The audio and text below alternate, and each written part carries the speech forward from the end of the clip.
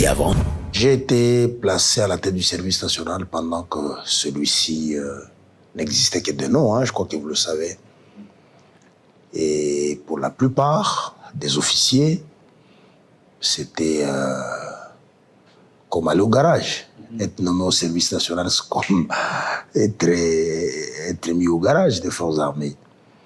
Jeune que j'étais, à l'époque, j'avais moins de 50 ans, nommé à la tête du service national. La plupart de mes collègues estimaient que peut-être c'était une punition pour avoir commis une faute. Mais moi, je n'envisageais pas les choses de cette manière-là. Tu sais, dans l'armée, tu m'as posé la première question, pourquoi moi, à la tête, on ne se nomme pas soi-même. Il y a l'autorité suprême du pays. Pour ce qui concerne les généraux, c'est le président de la République, chef de l'État et commandant suprême, qui nomme et qui relève des fonctions les officiers généraux. Lorsque j'arrive au service national, c'était un peu difficile, il faut que je l'avoue, parce qu'il n'y avait aucune activité opérationnelle au niveau du service national. On a trouvé un personnel plus ou moins vieillissant, qui était démotivé. Il n'y avait aucune activité qui était organisée. Il n'y avait ni la formation, ni la production agricole, ni l'encadrement, rien n'y était. Et 90% du personnel du service national vivait à Kinshasa. Ils étaient devenus des citadins. Donc, ils vivaient à Kinshasa, ils étaient devenus des citadins. Donc, c'était un peu difficile. Bon, avec ça, on a décidé de relancer la machine et voilà, on est arrivé au niveau où on est aujourd'hui. Il faudra dire que c'est vrai, ça a été spectaculaire. Les 2 premières années, lorsque j'arrive au service national, je dirais peut-être les 3 premières années, c'était très difficile. On n'avait pas... Le moyen, disons, ne suivait pas pour faire fonctionner les services nationaux. Je vous l'ai dit tantôt que les services nationaux n'existaient que des noms. On vivotait. On a quand même pu essayer de relancer la production, mais c'était un peu difficile. Lorsque on arrive en 2020, ma rencontre avec le président de la République, commandant suprême, c'est ce qui a tout changé. Lorsque je le rencontre, je lui parle du service national. Il s'y intéressait déjà, hein, sans que moi je le sache. Il s'intéressait déjà de plus en plus au service national. Il dit non, ça y est. Il dit ce service ici, qui dépend de moi, je voudrais vraiment qu'il le renaisse effectivement. Et c'est comme ça qu'il a commencé à mettre des moyens conséquents à nos dispositions graduellement, le moyen. Le salaire était amélioré, on recevait maintenant de manière régulière le frais de fonctionnement, il y avait des acquisitions de matériel, d'équipements agricoles qui étaient mis à nos dispositions, il y avait des projets que lui-même concevait, qu'il mettait à nos dispositions. Par exemple, l'encadrement de la jeunesse, ceux-là qu'on appelle Koulouna, c'est le président lui-même en fait qui avait conçu et qui nous avait donné ce projet. Que je veux que ces jeunes, vous le preniez, que vous alliez faire de papa. Et comme il avait une vision claire, tout à fait claire, et il coordonnait, il suivait les opérations, il suivait la situation, l'encadrement, la formation lui-même, il mettait aussi également de moyens. C'est comme ça que vous avez vu des jeunes, plus de 4 000, 5 000 jeunes qui ont été formés en un temps record. C'est comme ça que vous avez vu la production agricole être relancée et monter. On est parti de 1000, 2000, 3000 tonnes. Aujourd'hui, on parle de 30, 40 000 tonnes de maïs. C'est comme ça que vous entendez que le centre de Kanyamanka se prend de l'ampleur. C'est comme ça que vous entendez, il y a des acquisitions dans différents domaines au profit du service national. C'est comme ça que vous entendez qu'on est en train d'ouvrir des centres ici et là, ainsi de suite. C'est parce que il a encore jusqu'aujourd'hui une vision tout à fait claire du service national, qui se sont voués à la reconstruction et au développement de leur nation, de leur pays. C'est ce qu'on appelle bâtisseur de la nation.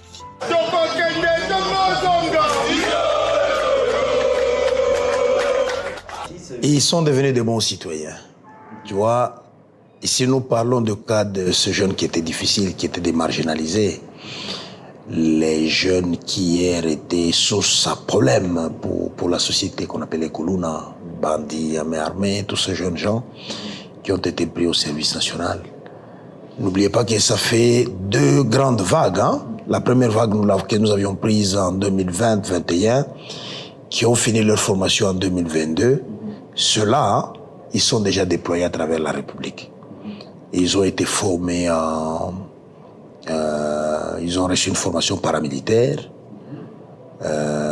ils ont reçu un encadrement civique et patriotique pour être changés,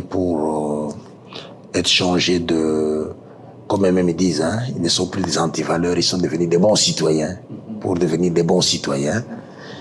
Et par la suite, ils ont reçu une professionnalisation, ils ont appris un métier. Parmi eux, nous avons des mécaniciens, nous avons des chauffeurs, nous avons des maçons, nous avons des ajusteurs, nous avons des électriciens, nous avons des carreleurs, nous avons des conducteurs, hein, des trains, des locomotives, nous avons des ouvriers agricoles, hein, ils sont là, nous avons des bouviers qui sont commis à l'élevage de nos vaches, en tout cas dans plusieurs domaines. Et ils sont là, ils sont devenus des agents du service national après leur formation. Ils ont intégré le service national. Tout en état bâtisseur, ils ont été réinsérés dans la société. Déployés aujourd'hui, il y en a qui sont dans le Grand Katanga, dans le Grand Kasaï, ici à Kinshasa, dans le Congo central, et bientôt d'autres seront déployés ailleurs. Ils sont devenus des citoyens normaux, des citoyens et citoyennes normaux qui ont fondé leur famille. Plusieurs sont devenus mariés.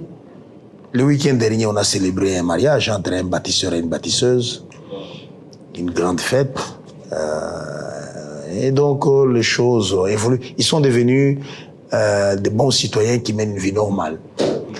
Mais aussi, il y en a d'autres qui sont dans les centres, qui ont parachevé leur formation et bientôt, ils vont pouvoir quitter. Ils vont être déployés principalement ici à Kinshasa pour s'occuper de la nouvelle mission qui a été confiée, qui nous a été confiée, qui vont être intégrés dans la task force, tout en étant bâtisseurs de la nation du service national, mais qui vont aussi œuvrer au sein de la task force pour l'assainissement de la ville de Kinshasa. Le service national a, entre autres aussi comme mission, de contribuer à cette autosuffisance alimentaire. Nous faisons des champs. Au jour d'aujourd'hui, nous avons plusieurs fermes, mais c'est aussi le service national qui a la plus grande ferme agricole au pays. La plus grande au pays, si pas en Afrique centrale. Parce que Kanyamaka, c'est aujourd'hui, c'est 10 000 hectares emblavés. Je parle bien de 10 000 hectares. Cite-moi une seule ferme en Afrique centrale ou au Congo qui a cette superficie de travail. Il n'y en a pas. Kanyamaka, cette année, c'est une production de 40 000 tonnes de maïs. Dis-moi quelle est la ferme qui a produit 40 000 tonnes de maïs. Neti saka farine, ils achètent, les gros ont les tapis sont moins chers. C'est ça, ils donnent la biso là, c'est tout ça en gros. Donc 70 000 à 18 000 francs. Donc quand même, là faut lui mettre quand même bravo. Après la bravo. 18 000 à Pamba, ma sœur est connue cher. Na PCB papa Fatim, merci mingi. Aoumela. Ako ba continuer mandat na ye vraiment bloc azo sala. Et so de que la biso. Nous avons une ferme dans le Haut-Katanga, nous avons une ferme au Lualaba, nous avons une ferme dans le Congo central. Et bientôt, nous avons une ferme dans le Kasaï central. Et bientôt, nous voudrions vraiment faire une ferme de grande envergure dans le Congo central, dans les territoires de l'Ouzi. Et notre production profite aux populations aux provinces qui étaient très touchées par la pénurie en céréales, notamment le Grand Katanga et le Grand Kasaï. Donc nous sommes en train de contribuer vraiment à cette autosuffisance alimentaire de manière très, très efficace et de manière concrète, hein, pas sur papier, mais de manière concrète. Si tu viens aujourd'hui à Kanyamaka CC, tu vois comment nos dépôts sont remplis. Tu ne vas pas croire que tu es au Congo. Si tu viens aujourd'hui à Kanyamaka CC, tu vois le matériel qui est déployé, le matériel du service national, tu ne vas pas croire que tu es au Congo. C'est comme ça que certaines images qui sont diffusées, parfois les gens doutent, ils disent est-ce que ce ne sont pas les images montées par l'intelligence artificielle, parce que les gens n'avaient jamais cru que le service national pouvait atteindre le niveau qu'il a. Et bien d'autres fermes, hein. Ici, si tu vas au Kantchach, Nous avons une minoterie montée par le service national qui sera opérationnelle à partir d'ici 48 heures. C'est plein de maïs là qui provient de notre production du Congo central dans la ferme de Lovo. Ainsi de suite. Moi, je ne suis qu'un commandant du service national, c'est lui qui met en œuvre la vision et la volonté du commandant suprême. Comme dans les forces armées, hein, nous avons un commandant suprême de forces armées de la République démocratique du Congo. Il est à la fois commandant suprême de la police nationale et commandant suprême du service national. Je t'ai parlé tantôt de la vision, ils n'ont la vision, mais conformément aussi au texte hein, qui crée et qui organise le service national. Vous voyez, ces jeunes qui ont été formés à Kayama-Kasisi, et je vous ai parlé tantôt qu'ils ont été professionnalisés, ils ont appris un métier. Qu'est-ce que vous en faites? Je vous ai parlé tantôt qu'ils sont devenus des agents du service national, c'est-à-dire ils sont rémunérés, mais ils ne vont pas croiser le bras. La professionnalisation qu'ils ont, il faut qu'ils produisent le fruit de cette professionnalisation. C'est comme ça que ceux qui ont été formés à menuiserie, ils sont tentés de fabriquer de bancs. Nous avons plusieurs ateliers. Aujourd'hui, nous avons un grand atelier dans la commune d'Ensélé, là où nous fabriquons les bancs, pas seulement les bancs, mais les meubles aussi. Nous avons un grand atelier à Lubumbashi. Nous avons maintenant un grand atelier qui est opérationnel à Mbujimaï. Nous avons un atelier à Kananga. Nous avons un atelier à Kimpese dans le Congo central. Nous avons déjà des acquisitions aussi pour un atelier qui va être monté à Kikwit, à Chikapa, en Bandaka et en province orientale. Ces équipements sont ici. Et bientôt, on va les monter, on va construire des bâtiments, on va les monter.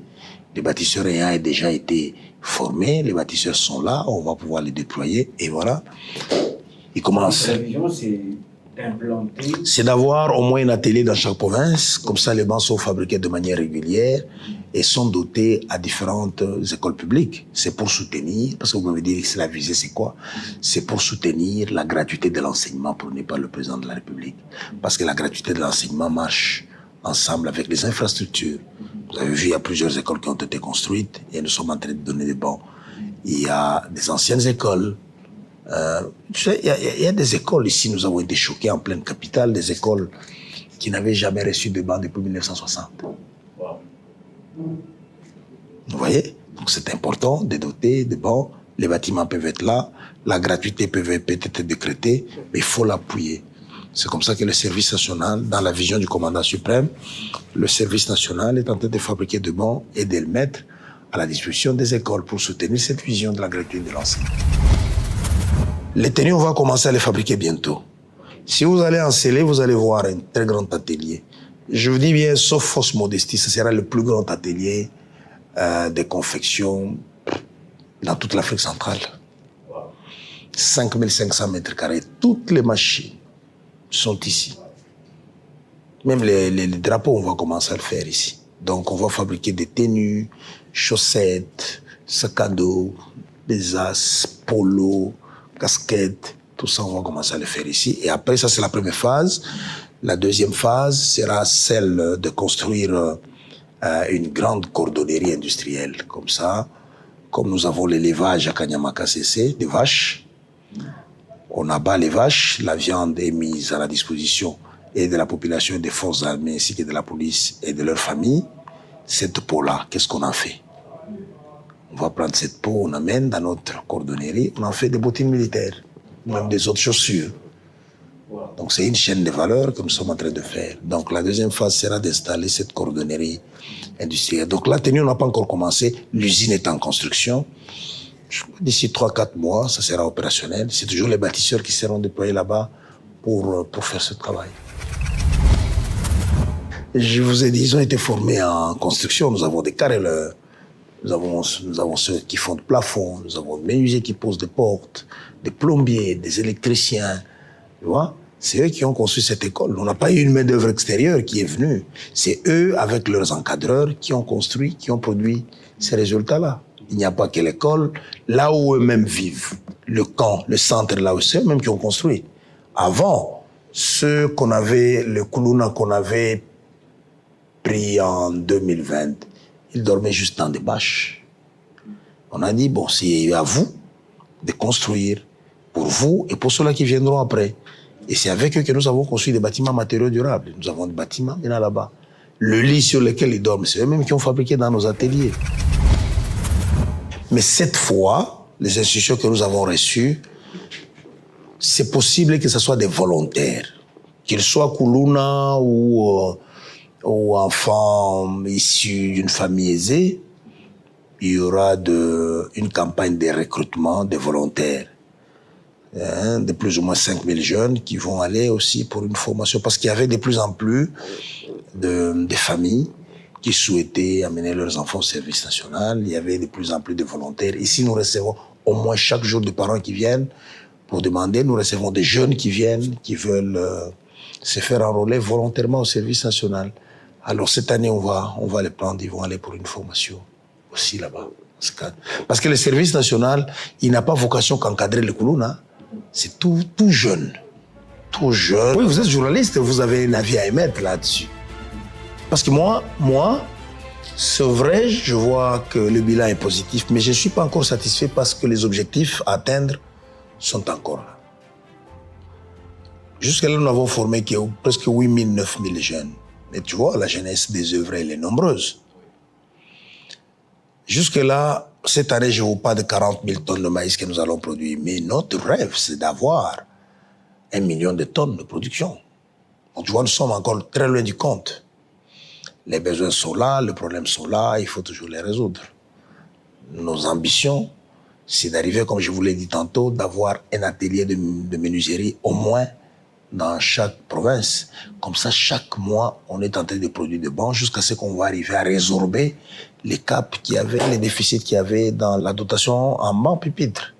Notre rêve, c'est de construire plusieurs écoles, plusieurs hôpitaux. Vous n'avez vu qu'un seul hôpital. Nous avons construit quelques hôpitaux, je crois 18, nous avons construit quelques écoles, je crois 18 écoles. Mais c'est encore rien par rapport aux besoins du pays. Tu vois? Donc, les ambitions sont encore là. Nous rêvons d'implanter les services nationaux dans chaque province. Tu vois? Donc, à ce niveau, oui, satisfait, mais pas totalement. Parce qu'il y a encore du chemin à parcourir. Je ne dirais pas, parce qu'il ne faut pas personnaliser la question. Il ne faut pas personnaliser la question. Oui, j'ai été nommé à la tête de la coordination, mais je ne suis pas l'unique personne qui va intervenir dans la mise en œuvre ou à trouver la solution. J'ai toute une structure, la task force, il y aura plusieurs intervenants là-dedans. Certes, il y a les bâtisseurs de la nation que nous allons mettre à contribution là-dedans. Je n'aurais pas souhaité vraiment parler de la task force parce que je n'ai pas encore pris les fonctions officiellement. J'aurais souhaité qu'on parle beaucoup plus du service national, que de la structure que je ne maîtrise pas encore, qui n'est pas encore mise en place. C'est vrai, j'ai été nommé. On a une idée de ce qu'on va faire. Les instructions aussi ont été claires, tu as suivi dans les communiqués, ce sont les instructions du gouvernement et du président de la République. Les missions, moi je n'ai pas défini les missions, le problème est connu de tous. La ville de Kinshasa, elle a des problèmes de salubrité, d'assainissement, tu le connais. Il y a des... Ce Congo qui avance